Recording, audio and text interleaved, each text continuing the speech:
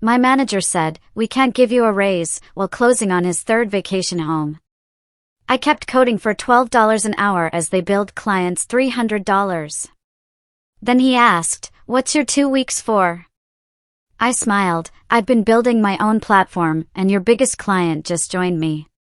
You know that moment when your whole world just shifts? Mine did with a single email, one I was never supposed to see. It read, "Nora's billing rate to clients will remain at $300 an hour, but keep her at $12 an hour through Q4. She doesn't have the leverage to negotiate. Single mom, community college background, classic hungry immigrant kid syndrome. She'll take whatever we give her." My boss, Garrett, wrote that about me. Can you even imagine? My fingers froze mid-type. A cold, hard lump formed in my throat. That message, from Garrett to HR, had been accidentally BCC'd to our entire development team. For 3 seconds, the office held its breath. Then, the frantic recall attempts. Then, the undeniable slam of his office door. I didn't cry. I didn't scream. I just sat there, staring at my screen, the 26 lines of back-end code blurring as something absolutely glacial settled deep in my chest. My name is Nora Vargas. I was 31 years old, and for the past 9 months, I'd been rebuilding Axion Dynamics' entire client portal from scratch, living on ramen and sheer willpower. Before I dive deeper, if you're watching this, drop a comment letting me know where you're from, and please hit that subscribe button. This channel? It's been my therapy since everything went down. I came to Axion with huge dreams and even bigger student loans. My daughter, Zara, was 4, and her medical needs made my insurance requirements non-negotiable. My ex had, let's just say, vanished to Uruguay with his yoga instructor, leaving behind a post-it note and child support payments that arrived randomly, if at all. When I interviewed, Garrett Pembroke leaned back in this enormous leather throne, it probably cost more than my car, and told me they were taking a chance on me. He said my coding was promising but unrefined. He offered $12 an hour as a junior developer, promising a review in 6 months. "We're a family here at Axion," he'd said, showing me photos of company retreats that I'd later find out were only for senior staff. "We invest in people who invest in us." And I believed him. God, I needed to believe him. Zara's medication was $1,400 a month, and our landlord had just hiked the rent again. That first day, they put me at a corner desk with a wobbly leg, right next to the bathroom where the toilet ran constantly. My computer was 7 years old, it took 14 minutes to boot up. My training involved being handed a stack of outdated documentation and told, "Figure it out." But I did. Oh, I absolutely did. I stayed late every single night, devouring Axion's glitchy, fragmented systems. I rebuilt components nobody else would touch. I streamlined processes so ancient the original programmers had probably retired to Florida. Within 3 months, clients were specifically requesting me for their projects. "You have such a way of explaining complex things," they'd say. "Nobody's ever made this make sense before." I didn't know then that Axion was billing them $300 an hour for my time. I was still making $12. That 6-month review? It never happened. When I finally worked up the courage to ask about it, Garrett looked annoyed, like I'd interrupted something vital. "We're tightening belts right now, Nora. The economy, you know how it is." He didn't even look up from his phone. "Maybe next quarter." That same afternoon, I overheard him booking a yacht for his summer vacation, his 3rd that year. After that, I started eating lunch in my car. Partly to save the $5 I'd spend at the vending machine, but mostly because I couldn't stand watching the executives order 200 sushi platters for their meetings while I rationed my daughter's applesauce cups to last the week. Things came to a head one scorching Tuesday in July. The office AC was broken, but only in the developer bullpen, of course. The executive floor was still frosty. My shirt was plastered to my back as I debugged a critical client issue, racing against a deadline nobody had bothered to tell me about until that morning. Garrett strolled in around 11:30, fresh from a golf game, looking right through me as he asked, "How's that Meridian project coming?" "They're our biggest client. Can't afford any screw-ups." "Almost done," I mumbled, not mentioning I'd been there since 5 a.m. just fixing the payment processing integration. Good. He checked his Rolex, a new one, different from last week's. "They're paying premium rates for this rush job, so make it perfect." Something made me ask, what does Meridian pay for rush development work? His eyes narrowed, but he answered casually, $350 an hour. Corporate rate, $350 an hour for my work. My $12 an hour labor. It was a gut punch. That night, after putting Zara to bed in our one-bedroom apartment, she slept on a pull-out couch because I couldn't afford a two-bedroom. I opened my personal laptop. Not my work computer, but the ancient Dell I'd pieced together from university surplus parts. I started building. Not just coding, but planning, drawing diagrams, thinking like the business owner no one at Axion would ever believe I could be. I studied their client contracts when no one was looking. I analyzed their pricing structure. I documented their failings and inefficiencies. Every night, from 9 p.m. to 3 a.m., I built my alternative. I called it Luma. A client portal system so intuitive, so elegant, it made Axion's platform look like it was built in the Stone Age, because honestly, parts of it were. I named my company Solaris Digital. Just seeing those words in my registration documents made me feel powerful for the first time in years. During the day, I kept my head down at Axion. I smiled when Garrett complained about budget constraints while wearing a new designer watch. I nodded when HR sent around a memo about postponing performance reviews due to economic uncertainty, the same week they renovated the executive washrooms with imported marble. I worked harder than ever on their projects because every line of code I wrote for them taught me something I could improve in my own system. 3 months into my nighttime venture, my neighbor, Pia, a graphic designer who'd been similarly exploited at her agency, joined me. We worked from my kitchen table after our kids were asleep, her designing the beautiful interface that would make my powerful backend shine. "They'll never see it coming," she whispered one night at 2 a.m. as we high-fived over a breakthrough. "They think people like us are just grateful for the scraps." By month 4, I had a working prototype. By month 5, I'd secured a small business loan based purely on the strength of the platform. The loan officer actually said, "This is the most impressive bootstrap project I've seen in years." I used some of that money to consult with a lawyer about my Axion contract. Turns out they'd been so cheap and careless, they'd used an outdated template that failed to include a non-compete clause or any language about intellectual property developed on my own time with my own resources. "You're clear," the lawyer said. "They have no claim on what you've built independently." At work, things were getting worse. Garrett hired his nephew as a development consultant at $85 an hour, despite the kid not knowing the difference between Java and JavaScript. Meanwhile, my request for a $2 raise was met with a patronizing lecture about paying my dues and the realities of business. The final straw came during a client meeting I wasn't even supposed to attend. I was called in last minute when the demo Garrett's nephew had prepared crashed spectacularly. The client was Meridian Technologies, Axion's biggest account. Their CEO, Elise Wernern, was known for her brilliance and zero tolerance for incompetence. I fixed the demo in real time, explaining the features as I recovered the data, somehow managing to look calm despite my internal panic. When it was over, Elise looked at me, then at Garrett. "Who is this?" she asked him. "Oh, just one of our junior people," he said dismissively.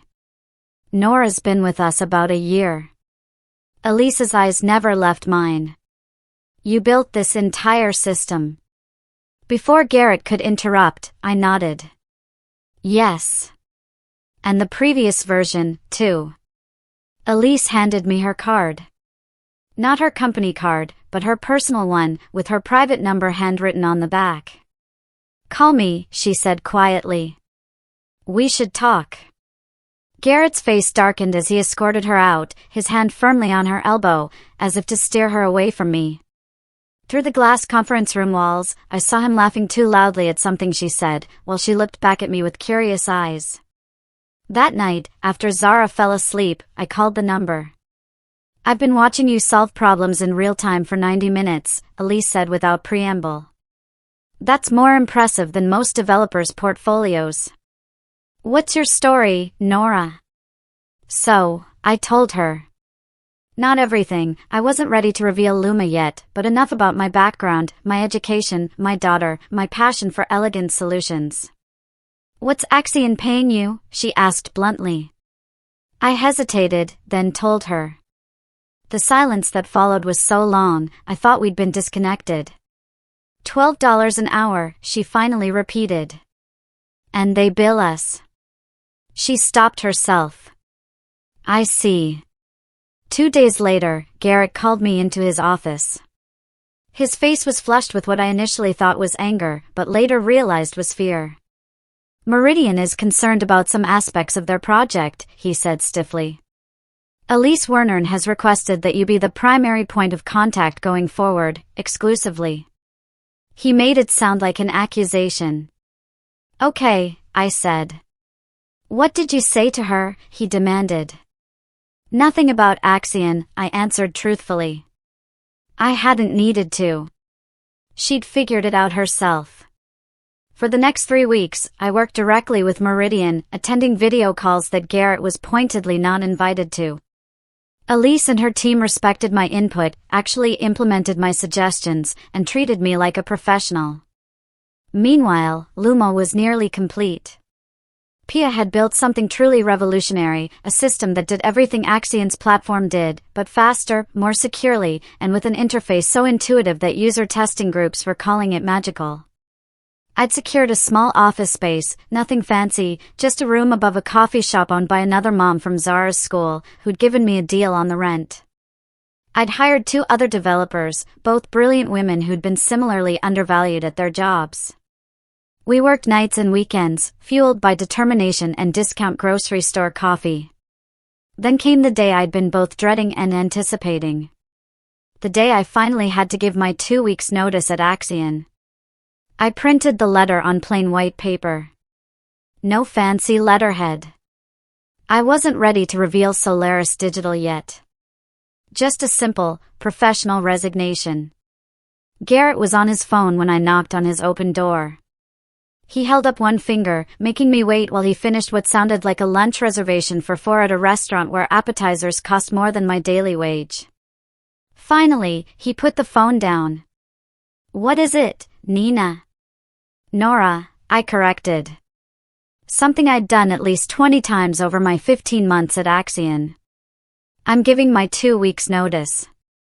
I placed the letter on his desk. He didn't pick it up. Instead, he leaned back, studying me with something between amusement and annoyance. "Let me guess, Meridian offered you something." "Typical. They've always had poaching issues." He sighed dramatically. "Look, we might be able to bump you to $14 an hour, but you have to understand, people with your background." "I'm not going to Meridian," I interrupted. That got his attention. "Then where?" "I've started my own company." He laughed. Not a chuckle, a full headback laugh of genuine hilarity, as if I'd told the funniest joke he'd heard all year. "Your own?" He couldn't even finish the sentence. "Nora, come on. Do you have any idea what it takes to run a tech company? The capital investment alone." "I've secured funding," I said quietly. That stopped his laughter. "What kind of funding?" "Enough. My last day will be the 15th. I'm happy to document all my projects and train whoever you assign to take them over." He was silent for a long moment, calculating.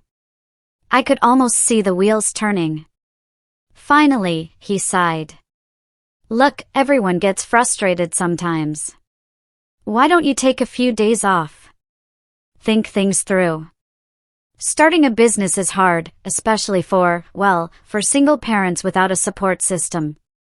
The condescension in his voice made something snap inside me, but I kept my expression neutral. My decision is final. I appreciate the opportunities Axion has provided. The corporate platitude tasted bitter on my tongue.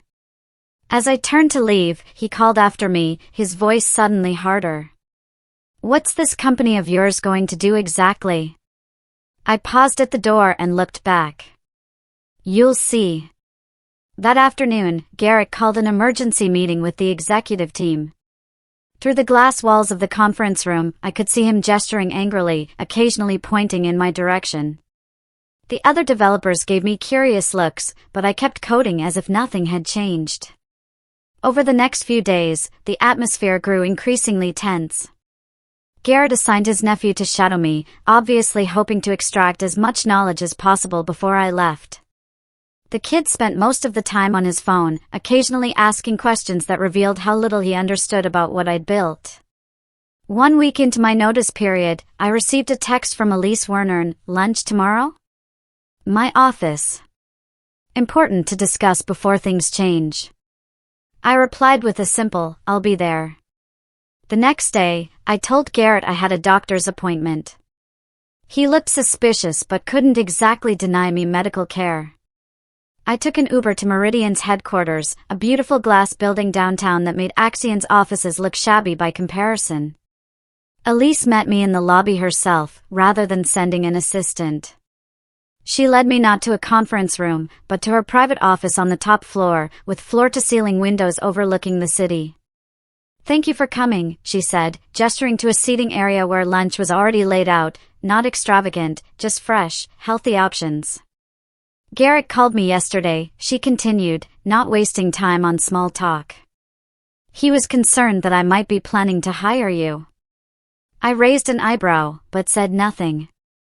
He informed me that hiring you would constitute a hostile business action and could jeopardize our partnership with Axion. She picked up a water glass. Then he offered to reduce our rate by 15% if we signed a 3-year contract. And what did you say? I asked. I told him I'd think about it. She set down her glass. But what I really want to know is about this company you're starting. He seemed unusually rattled about it. I hesitated. This was the moment of truth. I'd brought my laptop with the full Luma demo ready to go. But once I showed it to her, there would be no turning back. Before I show you, I said carefully, I need to be clear about something. I didn't build this to steal Axion's clients. I built it because I knew I could create something better. Elise nodded. Understood. I opened my laptop and pulled up Luma. For the next 30 minutes, I walked her through the platform, the streamlined workflow, the innovative security features, the intuitive interface Pia had designed. I showed her how it integrated with existing systems, how it anticipated user needs, how it solved problems Axion's platform didn't even acknowledge existed. When I finished, Elise was silent, her expression unreadable. Then she asked one question, when can you deploy this for Meridian? My heart pounded so hard I could feel it in my fingertips. This wasn't how I'd planned things. I'd expected months of grinding to secure my first major client, not an immediate offer from a company the size of Meridian. 2 weeks, I heard myself say. I have the infrastructure ready, but I'd need time to migrate your data and customize certain elements. Elise nodded, then leaned forward. And your pricing structure?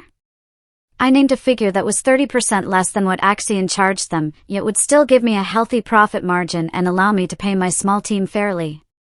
Done, she said, extending her hand.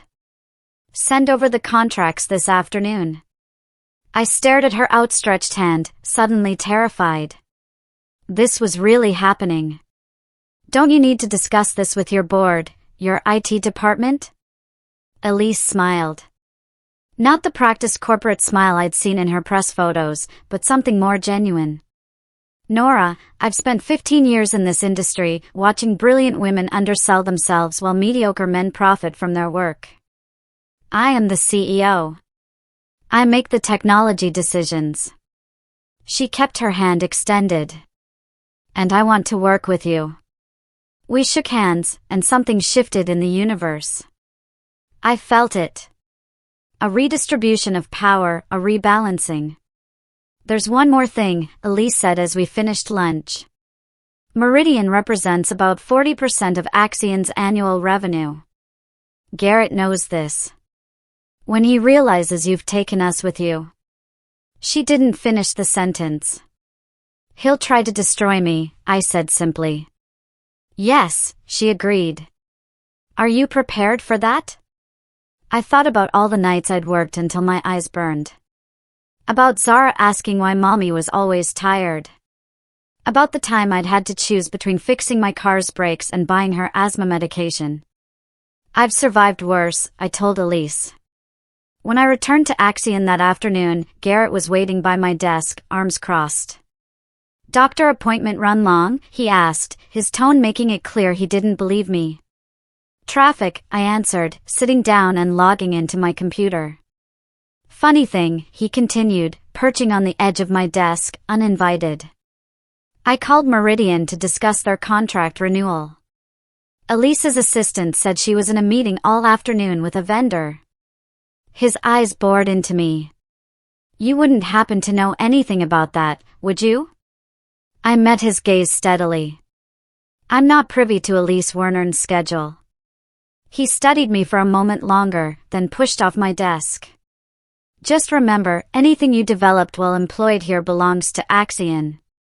Anything. He emphasized the word with a jab of his finger toward my face. And I'll be damned if I let some community college dropout walk away with my intellectual property.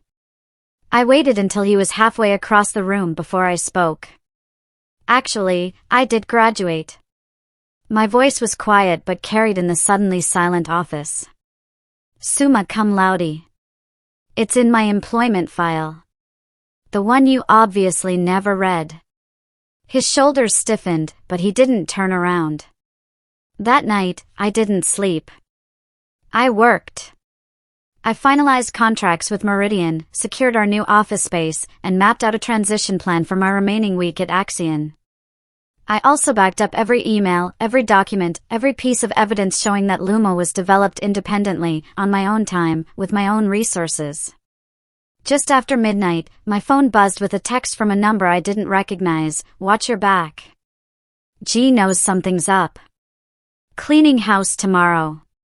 The next morning, I arrived at Axion to find security guards at the entrance. Malcolm, a senior developer who'd always been kind to me, was being escorted out, his decade of personal belongings stuffed into a cardboard box. What's happening? I asked Jenna from HR as she hurried past, looking flustered. Organizational restructuring, she said without meeting my eyes.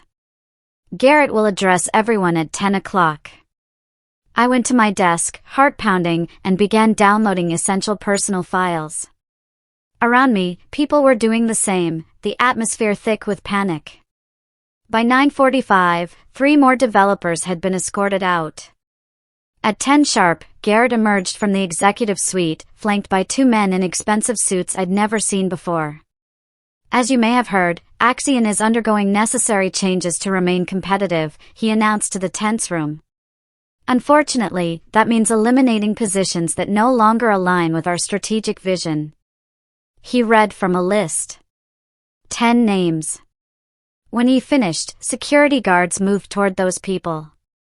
Mine wasn't among them, and the relief I felt was immediately followed by shame. Those whose names were called, please gather your personal items and follow security. Your final paychecks will be mailed. Garrett's voice was mechanical. The rest of you? There will be a mandatory team meeting at 2 p.m. to discuss the new direction of the company. As the shell-shocked employees were led out, I noticed a pattern. Every person on the list had been hired around the same time as me. Every person had been underpaid. And every person had, at some point, questioned Garrett's decisions. He was eliminating potential allies before coming for me. I spent the next hours in a fog, mechanically coding while planning my escape. The 2 p.m. meeting had to be a trap, but leaving early would only confirm his suspicions. At 1:30, my cell phone rang. Zara's school. Miss Vargas? Zara had an asthma attack during recess. She's stable, but she's asking for you. The school nurse's voice cut through everything else. I'll be right there. I grabbed my bag and rushed toward the exit, almost colliding with Garrett as he emerged from the elevator. Where are you going? He demanded. The meeting. My daughter's in the nurse's office. Asthma attack. I tried to move past him. He blocked my path. We're in the middle of a company crisis and you're leaving for a routine medical issue? Something inside me crystallized. In that moment, I saw him completely. Not as the intimidating boss I'd feared, but as the small, insecure man he truly was. Move, I said quietly. Excuse me?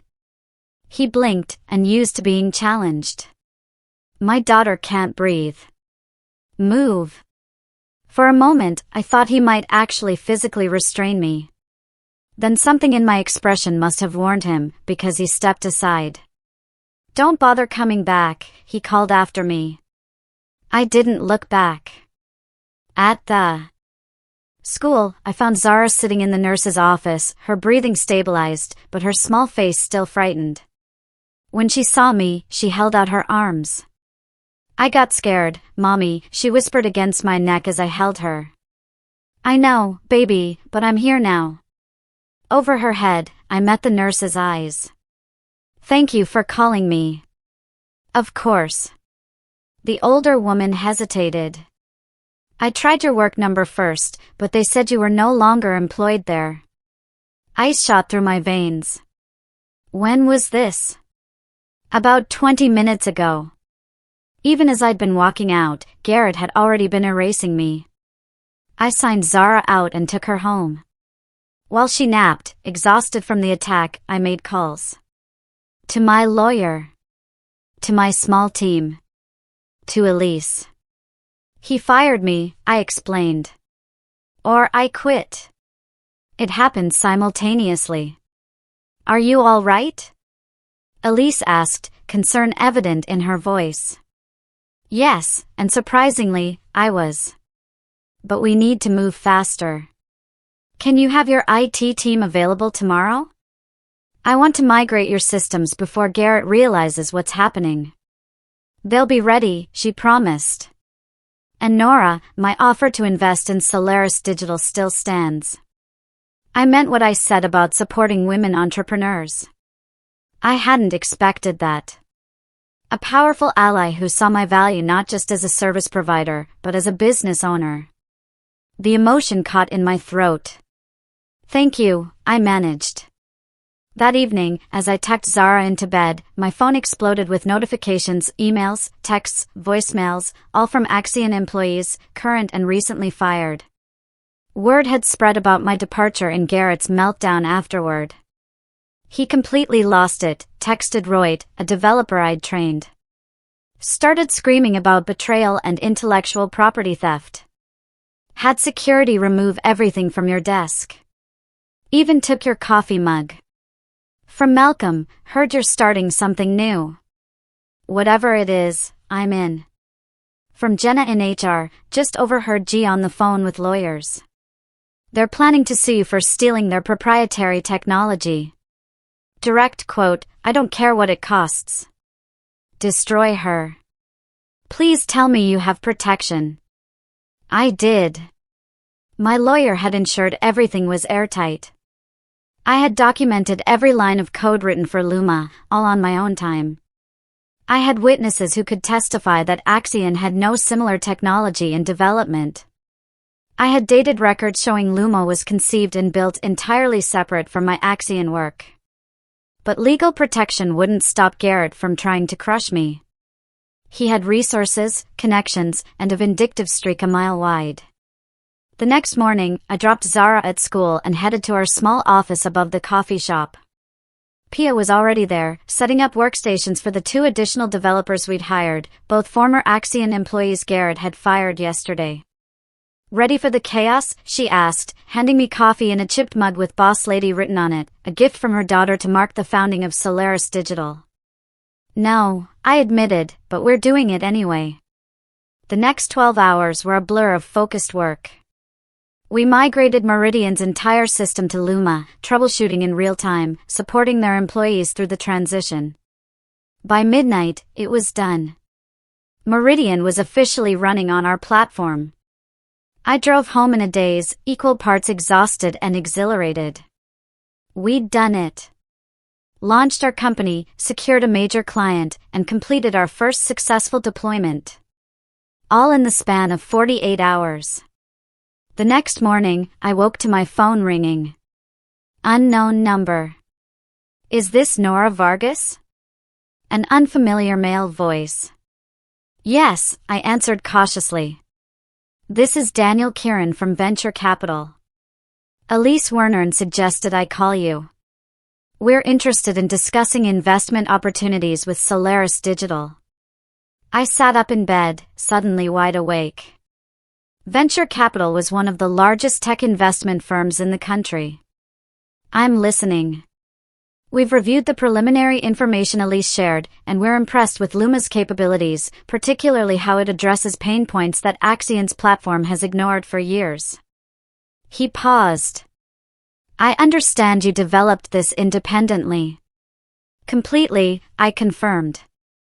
I can provide all documentation. Good. Because Garrett Pembroke is currently telling anyone who will listen that you stole Accion's intellectual property, including our managing partner, during a rather awkward breakfast meeting this morning. My stomach dropped.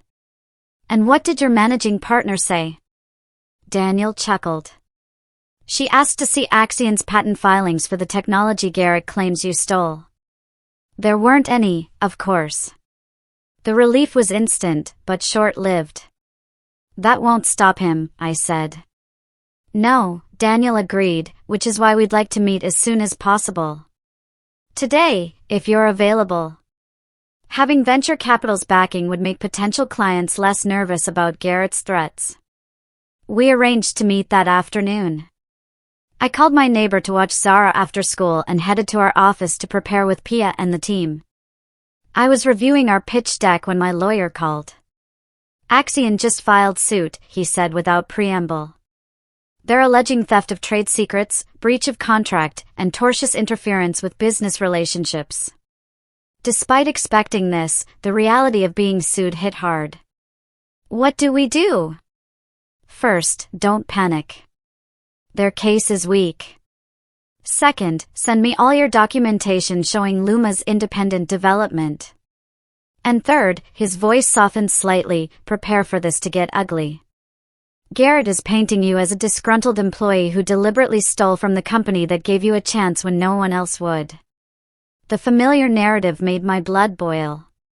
The ungrateful immigrant, the charity case, who didn't know her place. Let me guess, I said bitterly. He's playing the victim. Poor successful businessman targeted by scheming former employee. Something like that, my lawyer confirmed. But we have truth on our side. And apparently, you have Elise Wernern, which counts for a lot. After hanging up, I sat quietly, absorbing the reality. I was being sued. My fledgling company was under attack.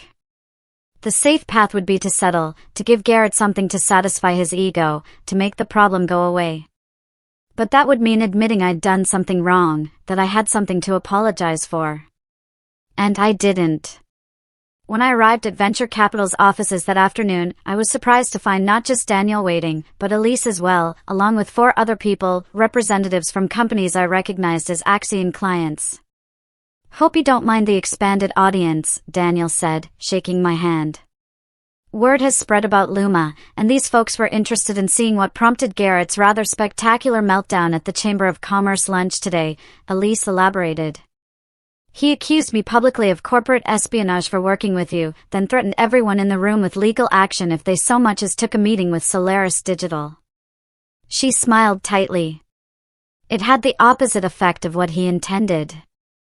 Nothing makes CEOs more curious than being told they're not allowed to look at something. For the next 2 hours, I demonstrated Luma, answering technical questions and outlining our vision for the platform. When I finished, the room was quiet for a moment. Then, one by one, they began to speak. "We'd been unhappy with Axion for years," said a woman from a healthcare company, "but there weren't alternatives that met our security requirements until now. Garrett promised us an updated platform 18 months ago," added a man from a manufacturing firm. "We're still waiting and still paying premium rates for outdated technology." By the end of the meeting, 2 companies had scheduled migrations to Luma. Venture capital offered investment terms that made my head spin.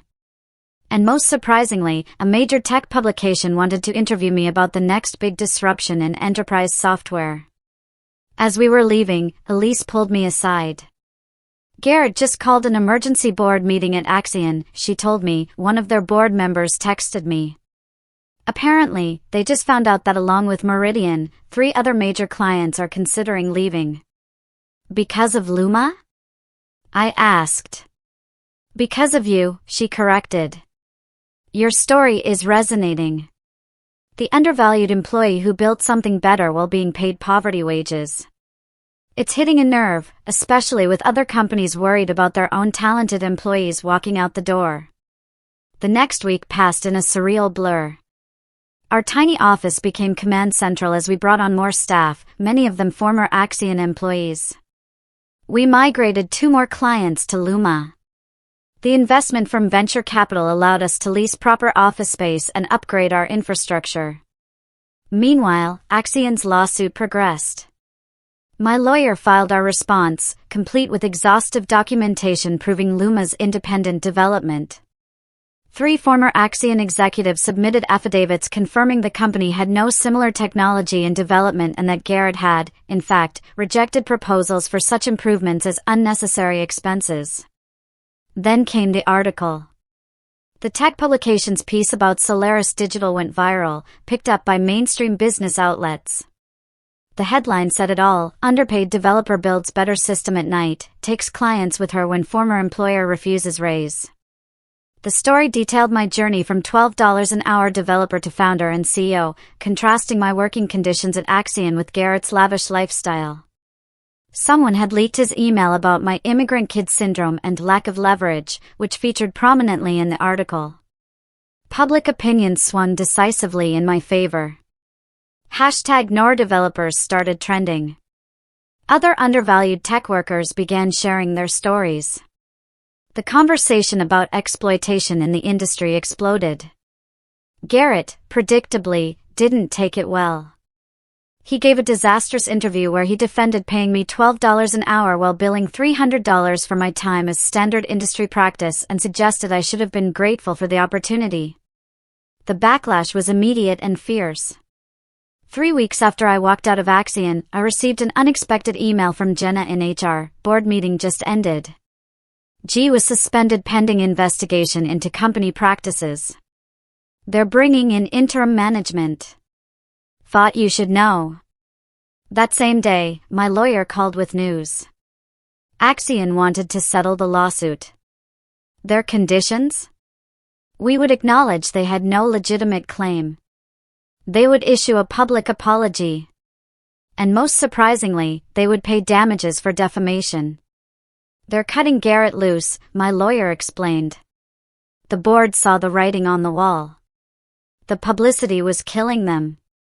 Clients were fleeing, and their own legal team admitted the case was unwinnable. I sat in our new office, a real office, with actual working air conditioning and chairs that didn't wobble, and tried to process how completely my life had changed in under a month. "What do you want to do?" Pia asked quietly. She'd been with me from the beginning, working at my kitchen table when Luma was just an idea born of desperation and rage.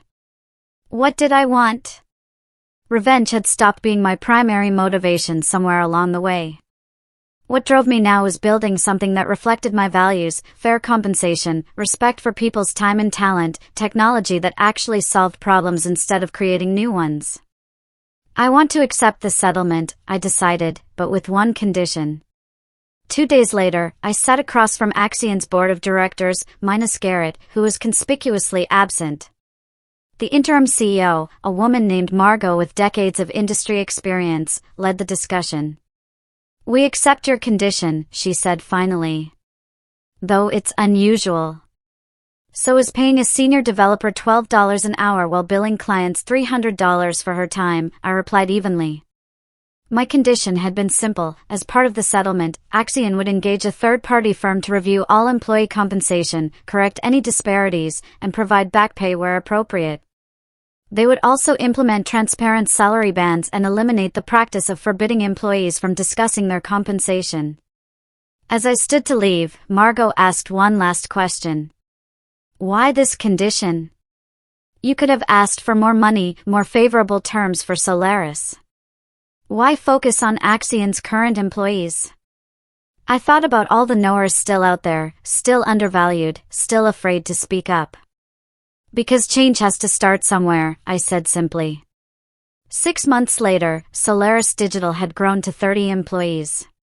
We'd moved to a larger office in a building downtown, not ostentatious, but comfortable, with a daycare center on the first floor where Zara spent her afternoons after school, often visiting my office to draw pictures at the small desk I'd set up for her. Our client list had expanded to include companies that had previously been exclusive to Axion. Luma was recognized as the most innovative platform in its class, with features our competitors scrambled to copy. Garrett had resigned to pursue other opportunities, according to Axion's press release. Industry gossip suggested no tech company would touch him, his reputation permanently damaged by the scandal and his handling of it. Last I heard, he was trying to rebrand himself as a business consultant in another state. Axion itself had survived under new leadership that implemented the changes we demanded. Former colleagues told me the company culture had transformed, with transparent compensation and proper recognition of contributions. As for me, I paid off my student loans, moved Zara to an apartment where she had her own bedroom, started a college fund for her, and most importantly, created a company where people were valued for their contributions, not exploited for their vulnerabilities.